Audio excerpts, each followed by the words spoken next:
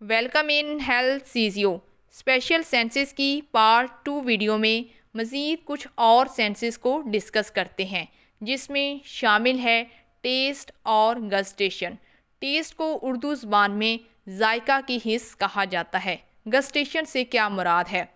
गस्टेशन को थोड़ा सा समझने की कोशिश करें। जैसे ही हम कोई खाना खाते हैं तो हमारे खाने में मौजूद जो जायका है इसको हम असल में केमिकल्स बोलते हैं। जैसे ही खाने में मौजूद जायके के केमिकल्स ज़बान पर लगते हैं, यानी कि जैसे ही आप नवाला ज़बान पर रखते हैं तो इसमें जो केमिकल्स मौजूद हैं जैसे ही वो ज़बान पर लगते हैं तो इससे क्या होता है, ज़बान उस जायके को महसूस करती है। इसको हम गस्टेशन कहते हैं। अब एक बार स्लाइड को रीड करते हैं और देखते हैं कि यहाँ पर क्या लिखा है। Taste is a chemical sense. पहली लाइन ही हमें ये बता रही है कि जो जायके की हिस्स है, जो जायका है, वो असल में एक केमिकल हिस्स है, एक केमिकल से तल्लक रखने वाली हिस्स है। Its sensory modality is mediated by chemoreceptors of tongue, mouth and pharynx. इंसानी इज़ा में ज़बान, उसका मुंह और उसकी फेरिक्स ये असल में मॉड्यूलेट होते हैं। किससे? जायके की हिस्स से। और यहाँ पर मौजूद कुछ रिसेप्टर्स पाए जाते हैं जिनको हम कीमो रिसेप्टर्स का नाम देते हैं। हमने इनका नाम कीमो रिसेप्टर्स क्यों रखा है? क्योंकि ये जायके के साथ तल्लक रखते हैं। तो जायका क्या है? एक केमिकल सेंस है, जिस वजह से यहाँ पर पाए जाने वाले रिसेप्टर्स को हम कीमो रिसेप्टर्स बोलते हैं। जैसे ही हम खाना खाते हैं तो खाने के जो मौजूद उसमें केमिकल्स हैं वो असल में इन रिसेप्टर्स को जो है वो एक्टिवेट करते हैं। जैसे ही ये एक्टिवेट करते हैं तो इससे हमें जायका महसूस होता है। इसके बाद बात करते हैं क्लासिफिकेशन की कि इंसान किस तरह के जायकों को महसूस करने की सलाहियत रखता है। There are 4 primary sensation of taste. जायके जो है उसकी 4 मज़ीद जो है आगे टाइप्स हैं, जिसमें शामिल हैं स्वीट, जिसको मीठा कहा जाता है, साल्ट नमकीन, सूर तुर्श फल जैसा कि लीमू और माल्टा वगैरह, बिटर कड़वा। फर्स्ट इज़ बिटर टेस्ट, कड़वा जायका। The bitter taste is caused by long chain organic substances containing nitrogen and by alkalides। कड़वा जायका या तल्ख जायका लंबे नामियाती मादे जो कि नाइट्रोजन और अल्कलाइड्स रखते हैं उनकी वजह से होता है। अल्कलाइड्स में शामिल हैं क्यूनीन, कैफीन और निकोटीन वगैरह। This taste is detected by the back of the tongue. ये जो कड़वा जायका है ये इंसानी ज़बान का सबसे पिछला जो हिस्सा होता है वहाँ पर महसूस किया जाता है। इसके बाद बात करते हैं थ्रेश होल्ड फॉर टेस्ट, जायके की दहलीज। थ्रेश होल्ड को थोड़ा सा समझने की कोशिश करें कि इस लफ्ज़ का मतलब क्या है। जब इंसान एक ही चीज़ बार बार खाए जाता है, यानी कि वो काफ़ी देर तक अगर कड़वी चीज़ ही खाई जा रहा है या फिर वो मीठी चीज़ ही खाई जा रहा है या फिर वो कोई तुर्श चीज़ ही खाई जा रहा है, यानी कि वो अपनी खुराक के जायके को तब्दील ही नहीं कर रहा, वो एक ही चीज़ को बार बार मुसलसल खा रहा है, तो कुछ वक्त के बाद उसको उस खुराक का जायका महसूस होना ख़त्म हो जाएगा। इस दहलीज़ को हम कहते हैं थ्रेश होल्ड, यानी कि एक ऐसा लेवल, एक ऐसी पीक आ जाना जहाँ पर मज़ीद आगे जो है वो उसका जायका महसूस होने से कासिर हो जाना। इसको बोलते हैं threshold for taste. The lowest concentration of agreeable taste substance that can be discriminated is called a threshold of that substance. इससे मुराद ये है कि हम किसी हद तक जायके को जो है वो चख सकते हैं। तो जो बिटर टेस्ट है उसकी जो सबसे कम कंसंट्रेशन होती है वही असल में इंसानी ज़बान उसको जायके को चख सकती है, और इस डिस्क्रिमिनेटेड को हम थ्रेशहोल्ड ऑफ दैट सब्सटेंस बोलते हैं। इसके बाद बात करते हैं सेकंड सोल टेस्ट की, यानी कि तुर्श जायके की। This taste is caused by electrolytes. The active agents are hydrogen ions. सबसे पहले लफ्ज़ इलेक्ट्रोलाइट्स को समझ लें कि इससे क्या मुराद है। इलेक्ट्रोलाइट्स इंसानी बॉडी में पाए जाने वाले मिनरल्स यानी कि जो मादनियात हैं उनके अंदर जो इलेक्ट्रिक चार्ज होता है उसको ये पैदा करते हैं। इलेक्ट्रिक चार्ज दो तरह का होता है, मस्बत और मनफी। तो इस तरह के जायके के जो इलेक्ट्रोलाइट्स की वजह से जो जायका पैदा होता है, ख़ास तौर पर हाइड्रोजन आयंस जिनमें मौजूद हों, उसको हम कहते हैं सोर टेस्ट, तुर्श जायका। Same taste is given by strong acids like HCl, HNO3 and H2SO4। Sour test जो है उसी की तरह का हमें सेम जो जायका है, कुछ ख़ास किस्म के जो स्ट्रॉन्ग ताकतवर एसिड्स होते हैं जैसा कि हाइड्रोक्लोरिक एसिड्स, नाइट्रिक एसिड्स और सल्फ्यूरिक एसिड्स, इनमें भी देखने को मिलता है। द सोर test is detected bye posterior half of the each side of the tongue.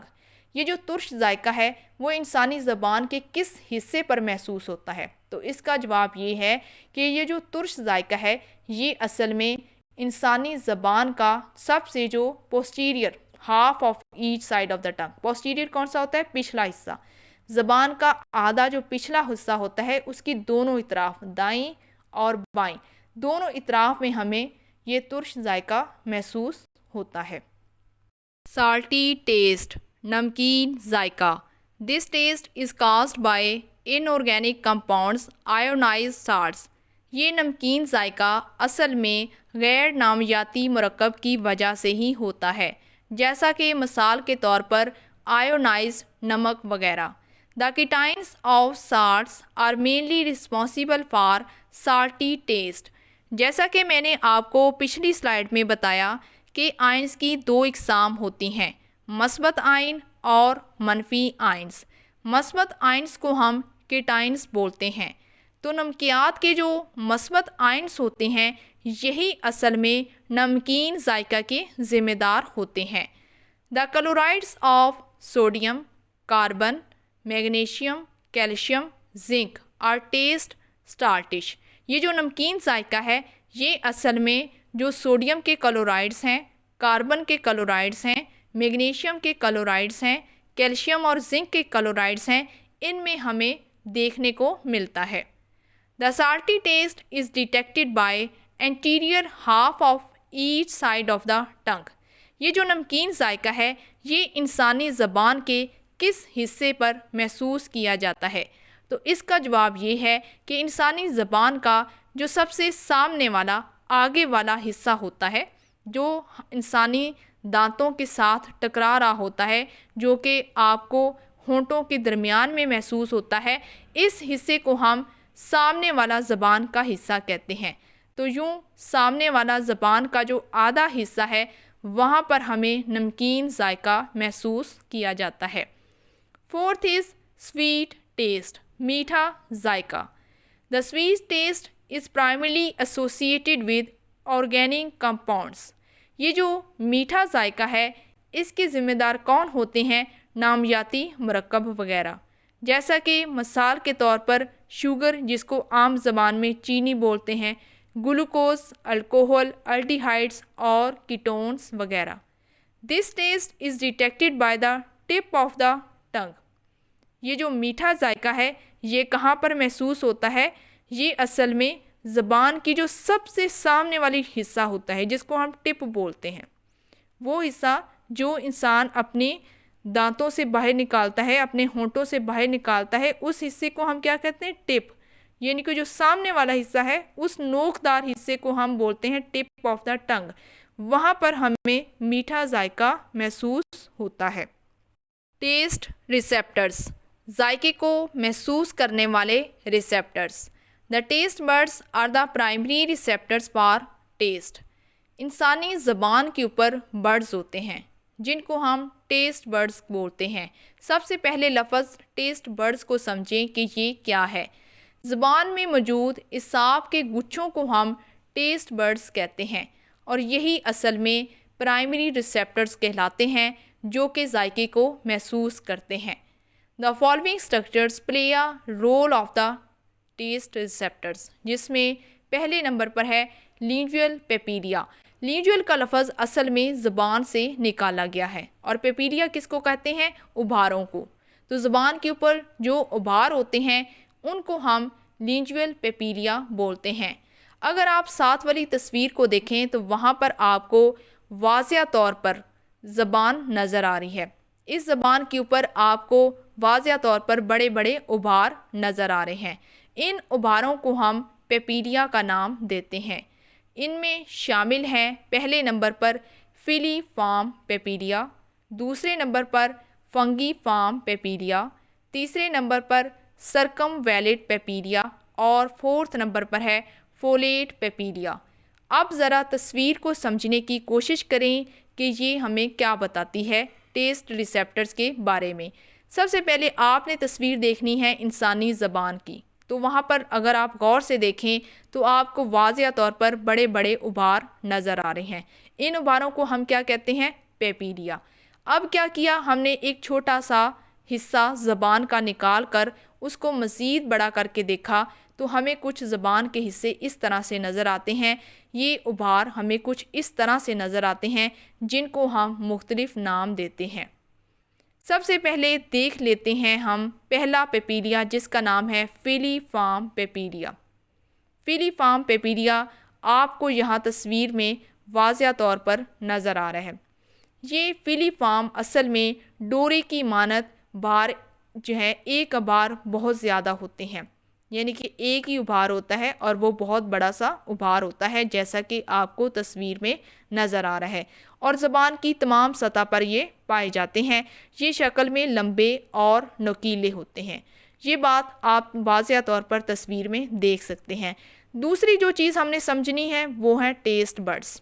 Taste buds के बारे में मैंने अभी आपको बताया कि ज़बान में मौजूद इसाब के गुच्छों को हम टेस्ट बड्स कहते हैं। अगर आप फिलीफॉर्म पेपिलिया को गौर से देखें तो आपको गुलाबी रंग के बिल्कुल नीचे जो है वो सफ़ेद रंग, पीला हल्का सफ़ेद रंग जो है वो उसमें आपको कुछ गुच्छे नुमा चीज़ें नज़र आ रही हैं। ये किस चीज़ के गुच्छे हैं? ये असल में नर्व्स के गुच्छे हैं जिनको उर्दू ज़बान में इसाब बोलते हैं। ये क्या काम करते हैं? जैसे ही ज़बान के ऊपर कोई भी नवाला आप खाने का रखते हैं तो उसके अंदर केमिकल्स होते हैं, यानी कि जायका होता है। वो जायका इन पेपिलियाज़ के ऊपर जैसे ही लगता है तो पेपिलिया में मौजूद जो इसाब होते हैं ये दिमाग तक पैगाम पहुंचाते हैं कि इंसान ने मीठा खाना खाया है या फिर उसने तुर्श चीज़ अपनी ज़बान पर रखी है। इसके बाद दूसरी किस्म है फंगीफॉर्म पेपिलिया। ये खंबी की शक्ल के उभार जो तादाद में बहुत ज़्यादा होते हैं। ये उभार सुर्ख रंगत में ज़बान की नोक और पहलुओं में मौजूद होते हैं। इसके अंदर भी आप वाज़िया तौर पर टेस्ट बड्स को देख सकते हैं। तीसरी किस्म है सर्कमवैलेट पेपिलिया। ये खंदक नमा 8-10 बड़े बड़े उभार होते हैं जो ज़बान के पिछले हिस्से पर वाक़या होते हैं।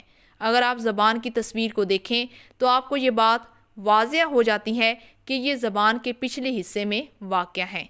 हर उभार के गिर्द एक खंदक जूरी नमा नाली सी होती है।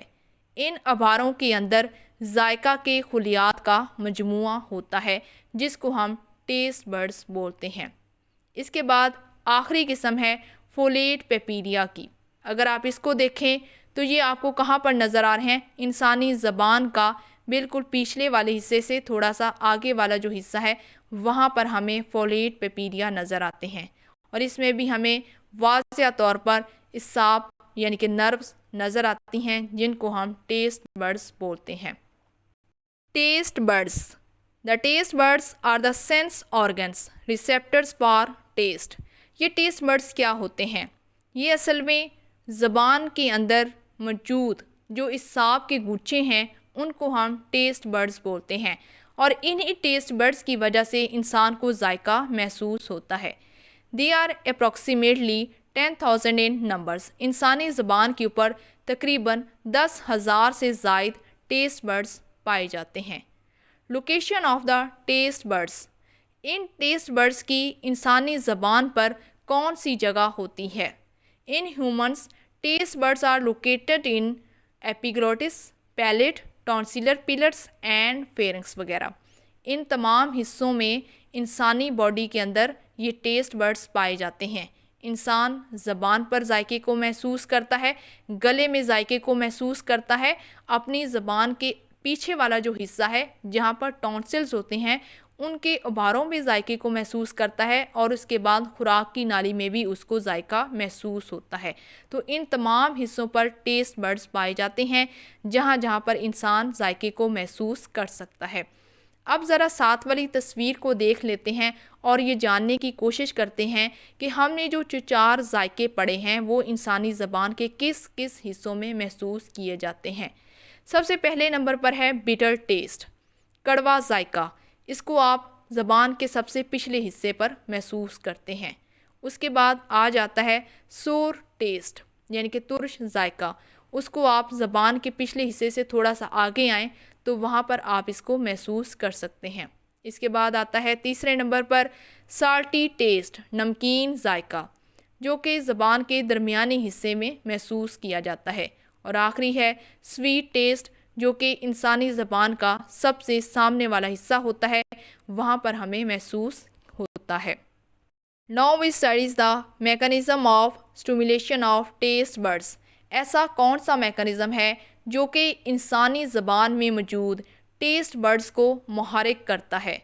इस मैकेनिज़्म को हम एक चार्ट की मदद से समझने की कोशिश करते हैं। तो आपने चार्ट को ऊपर से शुरू करना है, जहाँ पर लिखा है टेस्ट स्टिमुलेटिंग सब्सटेंसेस, जायके को मुहर्रिक करने वाले अज्जा। जैसा कि मिसाल के तौर पर हम कोई भी खुराक खाते हैं तो उसका ज़ाहिरी सी बात है कोई ना कोई जायका लाजमी होता है, ख्वाह उसका जायका मीठा हो, तुर्श हो, नमकीन हो या फिर वो कड़वा हो। तो वो जो जायका है उसमें क्या पाया जाता है, वो केमिकल्स हैं जो कि इंसानी ज़बान के ऊपर पाए जाने वाले टेस्ट बड्स को मुहर्रिक करते हैं। कैसे करते हैं इसको हम आगे समझने की कोशिश करते हैं। तो पहला पॉइंट क्या है, टेस्ट स्टिमुलेटिंग सब्सटेंसेस यानी कि जायके को मुहर्रिक करने वाले अज्जा। Now adsorb on the surface of taste hairs. अब क्या हुआ कि वो जो केमिकल्स हैं, जो जायका है, वो ज़बान के ऊपर जैसे ही लगेगा तो ज़बान उस चीज़ को जज़ब करने की कोशिश करती है। Third is taste cells become permeable to sodium ions. ये जो जायके को चखने वाले खुलिये होते हैं ये असल में सोडियम आयंस को अपने अंदर जज़ब करने की सलाहियत रखते हैं। Taste cells depolarize. अब ये जो जायके वाले खुलिये हैं ये डीपोलराइज हो जाएंगे, जिसकी वजह से send impulses through taste nerve fibres to CNS. उसकी वजह से क्या होगा कि जैसे ही जायका इंसानी ज़बान के खुलियों के अंदर दाखिल हो जाएगा तो वो एक पैगाम भेज देंगे। पैगाम किसके थ्रू जाएगा, नर्व फाइबर्स के थ्रू। कहाँ पर जाएगा, सेंट्रल नर्वस सिस्टम को, यानी कि इंसानी दिमाग का जो सीएनएस सिस्टम है जिसको हम सेंट्रल नर्वस सिस्टम बोलते हैं, वहाँ पर पैगाम भेजा जाएगा कि इंसान की खुराक के अंदर मीठा जायका है, नमकीन जायका है या फिर तुर्श जायका पाया जाता है। तो इसको हम कहते हैं mechanism of stimulation of taste buds. Special senses में अगली हिस्स है स्मेल, जिसको उर्दू ज़बान में सूंघना कहा जाता है। इंसान अपने नाक की मदद से सूंघता है। The sense of smell is a chemical sense. It's sensory modality is mediated bye chemoreceptors of olfactory mucosa। ये सूंघने की हिस्स भी असल में केमिकल सेंस ही होती है जो कि रिसेप्टर्स की वजह से मुहर्रिक होती है। कौन से रिसेप्टर्स, कीमो रिसेप्टर्स की वजह से। ये कीमो रिसेप्टर्स कहाँ पाए जाते हैं, ये olfactory mucosa में मौजूद होते हैं। तो यहाँ पर आपको olfactory mucosa को पहले समझना है कि ये क्या है। जैसे कि मैंने आपको बताया कि इंसान अपने नाक की मदद से सूंघता है। तो नाक क्या है, चेहरे के वस्त में बलाई लब के ऊपर नोज़, जिसको नाक कहा जाता है, ये मुसल्लस शक्ल में वाक़या होता है। इसका कम चौड़ाई वाला हिस्सा पेशानी से दोनों आँखों के दरमियान मुंसलिक होता है। अब बात करते हैं olfactory mucosa की कि ये नाक के किस हिस्से में पाया जाता है। olfactory mucosa ये नाक की कैविटी के ऊपर वाला जो हिस्सा होता है वहाँ पर पाया जाता है और ये एपिथेलियम से बना हुआ होता है। The sense of smell is 20,000 times more sensitive than the sense of the taste. जायके की हिस्स की निस्बत ये जो सूंघने की हिस्स है ये 20,000 गुना जल्द काम करने की सलाहियत रखती है। यानी कि इंसान जायके को थोड़ी देर तक महसूस करता है, जबकि सूंघने वाली चीज़ को वो जल्द अज जल्द अपने अंदर जज़ब करने और उसको महसूस करने की सलाहियत रखता है। प्राइमरी सेंसेशन ऑफ स्मेल, इंसान किस तरह की स्मेल्स को महसूस कर सकता है। इसमें पहले नंबर पर है कैम्फोरेशियस। ये कैम्फर की स्मेल को कहा जाता है, जो कि थोड़ी सी चुभने वाली स्मेल होती है। दूसरे नंबर पर इथेरियल, इथीरियल कहा जाता है ईथर की स्मेल को। तीसरे नंबर पर फ्लोरल, पौधों की जो खुशबू होती है, फूलों की जो खुशबू होती है उसको हम फ्लोरल बोलते हैं। Fourth is the musky. Fifth is the pepperminty, पुदीने की स्मेल को पेपरमिंटी कहा जाता है। सिक्स इज़ पंजेट, चुभने वाली जो स्मेल होती है उसको हम पंजेट बोलते हैं। And the last is the putrid, ये पंजेट से थोड़ी सी तेज़ स्मेल होती है। इस तरह की तमाम स्मेल्स को इंसानी नाक बासानी महसूस कर सकता है। रिसेप्टर्स ऑफ स्मेल, सूंघने वाले receptors. The olfactory receptor cells are located high in the roof of the nasal cavity in the specialized area of the nasal mucosa called olfactory epithelium। ये olfactory receptor खुलिए असल में इंसानी नाक की जो ऊपर वाली कैविटी होती है, जहाँ पर olfactory mucosa पाया जाता है, वहाँ पर ये पाए जाते हैं। olfactory mucosa जो कि olfactory epithelium से बना होता है और ये इंसानी नाक की ऊपर वाली कैविटी में पाया जाता है, और वहीं पर ही olfactory रिसेप्टर के खुलिए भी मौजूद होते हैं। Each nostrils contain a small patch of pseudo-stratified columnar olfactory epithelium। ये जो एपिथीलियम की तमाम इकसाम हैं, इनको हमने टिश्यू वाले चैप्टर के अंदर बड़ी डिटेल में पढ़ा था। तो अब आपको ये बात वाज़िया हो गई कि इंसानी नाक के जो दोनों नथने हैं वहाँ पर सूडो स्टेटिफाइड कोलमनर एपिथीलियम पाई जाती है। थोड़ा सा इसको एक बार फिर से समझने की कोशिश करें कि ये असल में इंसानी नाक के अंदर किस तरह से रिसेप्टर्स पाए जाते हैं और इंसान किस तरह से खुशबू को महसूस करता है। चेहरे के वस्त में बलाई लब के ऊपर नाक यानी कि नोज़ मसलस शक्ल में वाक़या होता है।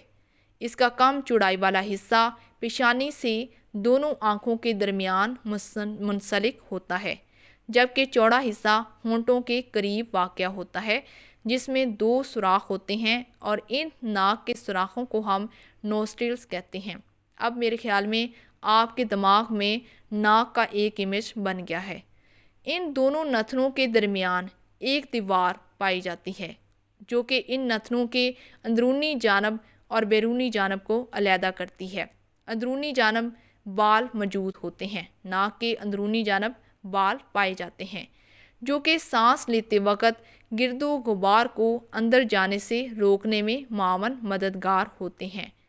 गारनुमा ये सुराख पीछे जाकर हलक से मिल जाते हैं। हर सुराख एक जोफ की शक्ल में होता है, जिसमें मेहराब फर्श और इतराफ़ की दीवारें होती हैं। मेहराब तंग और बहुत ज़्यादा लंबा होता है। नाक की बलाई हिस्सा और छत में मखसूस किस्म के खुलिए पाए जाते हैं, जिसमें सूंघने की हिस्स मौजूद होती है। ओल्फैक्टरी या फर्स्ट क्रेनियल नर्व के ज़रिए ये एहसासात यानी कि खुशबू है या फिर बदबू है, ये इंसानी दिमाग तक पहुँचते हैं। नाक के बलाई और छतनुमा हिस्से में असब की बारीक बारीक शाखें यानी कि नर्व्स की जो बारीक बारीक शाखें हैं, निकल कर इस झिल्ली में फैल जाती हैं। इस झिल्ली में हवा के टकराने से स्मेल का हमें एहसास होता है। नाक के ज़रिए ही सूंघने की खासियत के अलावा सांस की रवानी भी जारी रहती है। तो अब आपको समझ आ गई कि ये रिसेप्टर्स किस तरह से काम करते हैं। The epithelium consist of 3 types of cells. इंसानी नाक के अंदर जो एपिथीलियम पाई जाती है उसमें 3 तरह के खुलिए होते हैं, जिसमें पहले नंबर पर है रिसेप्टर सेल्स, दूसरे नंबर पर है सस्टेंटिकुलर सेल्स और तीसरे नंबर पर है basal cells. Characteristics of odorants. सबसे पहले लफ्ज़ ऑडोरेंट्स को समझ लें कि ये क्या है। कोई भी सब्सटेंस जो कि किसी भी चीज़ को ख़ास ऑर्डर यानी कि उसको खुशबू या बदबू देती है, उसको हम ऑडर या फिर ऑडोरेंट्स कहते हैं। और इसकी क्या ख़ासियत होती है, इसको हम इस स्लाइड के अंदर डिस्कस करने की कोशिश करते हैं। Smell producing substances have 3 characteristics. ये जो स्मेल होती है ये असल में 3 तरह की खासियत से पैदा होती है, जिसमें पहले नंबर पर है वोलेटाइल। ये वोलेटाइल क्या होता है? कोई भी चीज़ जिसके बखरात बनकर उड़ते हैं उसको हम वोलेटाइल कहते हैं। Substances must be volatile that can be sniffed into the nostrils. कोई भी चीज़ जो बखरात बनकर उड़ती है तो उसका जो खुशबू है वो इंसानी नाक के अंदर जो नथने पाए जाते हैं, इंसानी नाक में जो दोनों नथने हैं उनके साथ जाकर टकराती है। यानी कि इंसान जब उसको सूंघता है तो उसके बखरात इंसानी नाक के नथनों के साथ आकर चुभते हैं, तो उससे इंसान को उसकी खुशबू या बदबू का एहसास पैदा होता है। दूसरे नंबर पर है वाटर सॉल्युबल। किसी भी चीज़ को, किसी भी खुशबू को जब पानी के अंदर हल कर दिया जाता है तो वो कैसे महसूस होती है। Substances must be soluble so they can be passed from the mucous olfactory cells। कोई भी चीज़ जो कि पानी के अंदर हल होती है, उसका जायका हो या फिर उसकी खुशबू हो, जब वो पानी के अंदर हल हो जाती है तो वो इंसानी नाक के अंदर जो म्यूकस मेम्ब्रेन्स पाई जाती है, जहाँ पर म्यूकस एपिथीलियम होती है, उस एपिथीलियम के जो खुलिये होते हैं जिसको हम म्यूकस ओल्फैक्टरी सेल्स कहते हैं, उनमें से जैसे ही टकराते हैं तो गुजरते हैं तो फिर हमें खुशबू या बदबू का जायका या फिर वो स्मेल महसूस होती है। Third is lipid soluble. तेल वाली चीज़ों से हमें किस तरह से खुशबू महसूस होती है। Substances must B soluble. तेल है तो उसके अंदर भी कोई चीज़ हल होनी चाहिए। तो लिपिड सॉल्युबल क्या है? कोई भी चिकनाई वाली चीज़ जिसके अंदर कोई भी खुशबू या बदबू उसके अंदर हल होती है, तो उसके बाद so they can be penetrate the lipid bilayer of the olfactory cells and stimulate them. इंसानी नाक के अंदर खुलिये पाए जाते हैं। जो एपिथीलियम है वो किससे मिलकर बनी है? खुलियों से मिलकर बनी है। उसको हम ओल्फैक्टरी सेल्स का नाम देते हैं। ये जो खुलिये होते हैं इसका स्ट्रक्चर अगर हम देखें, जिसको हम बड़ी डिटेल के साथ पहले ही पढ़ चुके हैं, तो ये खुलिये जो हैं इसके अंदर जो ऊपर मेम्ब्रेन पाई जाती है, झिल्ली है खुलियों की, वो किसके साथ मिलकर बनी हुई है? Lipid bilayer. लिपिड्स की 2 तहों के साथ मिलकर बनी हुई है। जैसे ही लिपिड्स वाले सब्सटेंसेस यानी कि जो चिकनाई वाली अज़्ज़ा हैं उनके अंदर कोई खुशबू शामिल है, जैसे ही वो इंसानी नाक के साथ आकर टकराते हैं तो उसके बाद इंसानी नाक के जो खुलिये हैं उसके ऊपर जो पाई जाने वाली झिल्ली होती है जिसको लिपिड बाइलेयर कहते हैं, उसमें से जैसे ही पास आउट होते हैं, गुज़रते हैं, तो उसके बाद गुज़रने के बाद उस रिसेप्टर्स को ये मुहर्रिक करते हैं और मुहर्रिक करने के बाद इंसान को महसूस होता है कि वो जो जायका है, वो जो खुशबू है, उसकी बदबू है या फिर वो खुशबू है वो किस तरह से है, तब वो इंसान उसको महसूस करने की सलाहियत रखता है। Threshold for smell: the quantity of odorant in air that required affecting the smell sensation is called threshold for smell। हवा में जितनी मिकदार में ये स्मेल पाई जाएगी, यानी कि खुशबू या बदबू हवा के अंदर जिस मिकदार से पाई जाएगी, उसी मिकदार से इंसान उसको बासानी महसूस करने की सलाहियत भी रखेगा। अगर हवा के अंदर बहुत ज़्यादा मिकदार में खुशबू मौजूद होगी तो इंसानी नाक उसको बासानी जल्दी के साथ महसूस कर लेगा, लेकिन अगर उसकी क्वांटिटी मिकदार कम होगी तो इंसान को महसूस करने में भी वक्त लगेगा। इसके बाद बात करते हैं ओल्फैक्टरी अडेप्टेशन की। Olfactory sensation decreases very rapidly with continued exposure to an odorant. This is called olfactory adaptation. olfactory sensation या adaptation क्या होती है? अगर इंसान एक जगह पर खड़ा है और वहाँ पर बहुत ही ज़्यादा खुशबू पाई जाती है, इंसान 1 घंटे तक उसी जगह पर अगर खड़ा रहता है तो उसको खुशबू को महसूस करने वाली सलाहियत आहिस्ता आहिस्ता कम होना शुरू हो जाती है। मिसाल के तौर पर एक एरिया है, एक जगह है जहाँ पर बहुत ज़्यादा गुलाब के फूल लगे हुए हैं, और जैसे ही हम उस एरिया के अंदर दाखिल होते हैं तो हमें बहुत ज़्यादा गुलाबों की खुशबू महसूस होती है। लेकिन अगर हम वहाँ बैठ जाएं और कुछ देर आराम कर लें तो क्या होता है, वक़्त के साथ साथ हमें उन गुलाबों की खुशबू कम होना महसूस होगी। इसको हम कहते हैं ओल्फैक्टरी अडेप्टेशन, यानी कि वक़्त के साथ साथ खुशबू में कमी नहीं आती, बल्कि इंसान की सूंघने की जो हिस्स होती है उसमें आहिस्ता आहिस्ता कमी आना शुरू हो जाती है और इंसान उस माहौल के अंदर ढल जाता है। Discrimination of orders. Human being can distinguish between 2000 to 4000 different orders. इंसान के अंदर ये सलाहियत पाई जाती है कि वो 2000 से 4000 तक मुख्तलिफ़ तरह की खुशबू या बदबू के अंदर फ़र्क बआसानी कर सकता है। Ordered substances can be classified into spicy, flowery, fruity, resinous, burn and fall। इंसान के अंदर ये सलाहियत पाई जाती है कि वो खुशबू या बदबू को बआसानी तकसीम कर सके। ये जो ऑर्डर्स होती हैं इनको हम मुख्तलिफ़ तरह से क्लासीफाई करते हैं, जैसा कि मिसाल के तौर पर स्पाइसी कौन सी खुशबू होती है, जो कि हमें अपने खानों के जायकों में महसूस होती है। फ्लावरी फूलों की खुशबू, फ्रूटी फलों की खुशबू, रेजिनियस ये भी असल में रेजन्स जो होते हैं फल उनमें पाया जाता है, भर आग लगने की जलने की खुशबू एंड फॉल वगैरह। There may be different types of receptors responding to different odours. इंसानी नाक के अंदर भी मुख्तलिफ़ इक़साम के रिसेप्टर्स पाए जाते हैं जो कि मुख्तलिफ़ तरह की स्मेल्स को महसूस करने की सलाहियत रखते हैं। This ability is depending on the receptor sites. अब इंसान किस तरह की खुशबू को महसूस करता है। हम अगर रास्ते में जा रहे हैं तो हमें वहाँ पर फूलों की खुशबू भी आ रही है, फलों की खुशबू भी आ रही है और इसके साथ साथ जलने की स्मेल भी आ रही है।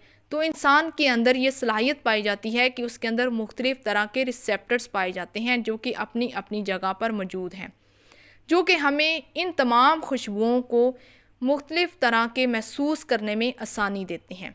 This ability is depending on the receptor sites, कि आपके अंदर जो रिसेप्टर्स पाए जाते हैं वो आपको बताते हैं कि जो खुशबू है वो किस तरह की है। There is a close relationship between smell and sexual function in many species of the animals। कुछ जानवर जैसा कि इंसान और जानवर वगैरह में एक ख़ास किस्म का रिलेशनशिप पाया जाता है स्मेल्स और सेक्सुअल फंक्शंस में। The sense of smell is more acute in women than in men and it is further increased at the time of the ovulation। ये जो सूंघने वाली हिस्स है ये औरतों के अंदर कम होती है मर्दों की निस्बत।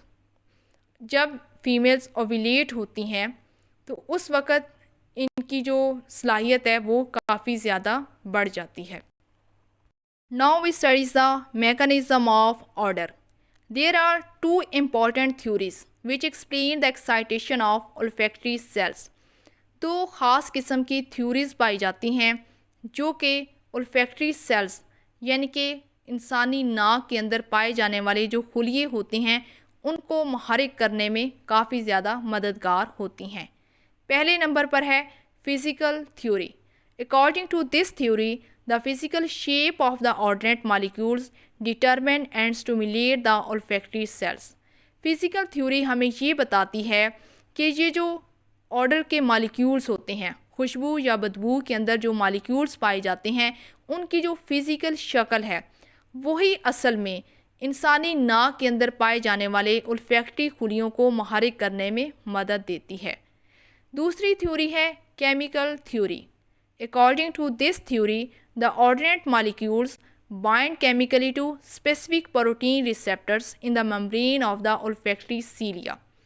ये केमिकल थ्योरी हमें ये बताती है कि जो खुशबू या बदबू के अंदर पाए जाने वाले जो मॉलिक्यूल्स हैं वो जैसे ही इंसानी नाक के साथ आकर जुड़ते हैं, यानी कि जो खुशबू है वो उसके अंदर जो केमिकल्स पाए जाते हैं जैसे ही वो इंसानी नाक के खुलियों में क्या पाया जाता है, रिसेप्टर्स पाए जाते हैं, प्रोटीन रिसेप्टर्स पाए जाते हैं। ये प्रोटीन रिसेप्टर्स इंसानी नाक के खुलियों के जो ऊपर जो झिल्ली होती है वहाँ पर पाए जाते हैं।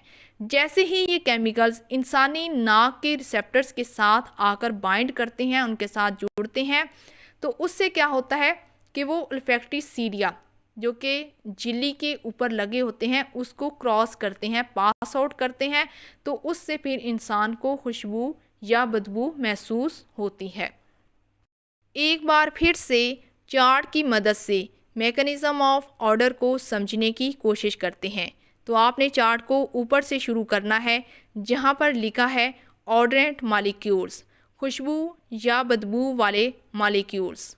When bind chemically to protein receptors in the membrane of olfactory cilia, जैसे ही ये खुशबू या बदबू वाले मॉलिक्यूल्स केमिकली आकर ओल्फैक्टरी सीलिया जो कि इंसानी रिसेप्टर्स के ऊपर वाली झिल्ली में पाए जाते हैं उसके साथ आकर जुड़ते हैं, तो उसके बाद क्या होता है, increase permeability of olfactory ciliary membrane, तो ये उसके अंदर पास आउट होने यानी कि जज़ब होने की जो सलाहियत है उसको बढ़ा देते हैं। जैसे ही खुशबू या बदबू वाले मॉलिक्यूल्स केमिकली आकर इंसानी नाक के अंदर पाए जाने वाले खुलियों के अंदर जो रिसेप्टर्स पाए जाते हैं उनके साथ आकर जुड़ते हैं, तो जुड़ने के बाद ये उसकी अंदर जज़ब होने की सलाहियत को बढ़ा देते हैं। तो क्या हुआ, अब ये जो केमिकल्स हैं खुशबू के अंदर या बदबू के अंदर पाए जाने वाले जो केमिकल्स हैं ये इंसानी नाक के अंदर जाकर जज़ब हो गए हैं। इसके बाद क्या होगा, रिसेप्टर पोटेंशियल इज प्रोड्यूस, तो जो रिसेप्टर्स हैं वो मुहारिक हो जाएंगे, वो एक्टिव हो जाएंगे। उसके बाद एक्शन पोटेंशियल यानी कि उनके अंदर जो हरकत करने वाली जो सलाहियत है वो तेज़ हो जाएगी। उसके बाद स्टिमुलेशन ऑफ नर्व फाइबर्स, ये जो एक्शन पोटेंशियल है, मुहारिक होने की जो हरकत हैं, ये इंसानी इस्साब यानी कि नाक के नथनों के अंदर जो नर्व फाइबर्स इस्साबी शाखें पाई जाती हैं उनको ये मुहारिक करेंगी। जैसे ही ये इंसानी इस्साब मुहारिक होंगे तो वो जो खुशबू है या बदबू है ये पैगाम कहाँ तक जाएगा, इंसानी नर्वस सिस्टम तक। तो जैसे ही इंसानी दिमाग तक पैगाम पहुँच जाएगा तो इंसान को महसूस होगा कि वो जो ऑर्डर है, खुशबू या बदबू है, वो किस तरह की है। यहाँ पर हमारा स्पेशल सेंसेस का चैप्टर कंप्लीट हो गया है। उम्मीद है आपको ये वीडियो भी अच्छी लगी होगी। अगर आपको वीडियो अच्छी लगी है तो लाजमी से हमें ये बताया करें। आप नीचे हमें कमेंट सेक्शन में भी बता सकते हैं, फेसबुक पेज पर भी कांटेक्ट कर सकते हैं। तो आपने वीडियो को लाजमी से लाइक करना है और चैनल को भी लाजमी से सब्सक्राइब किया करें।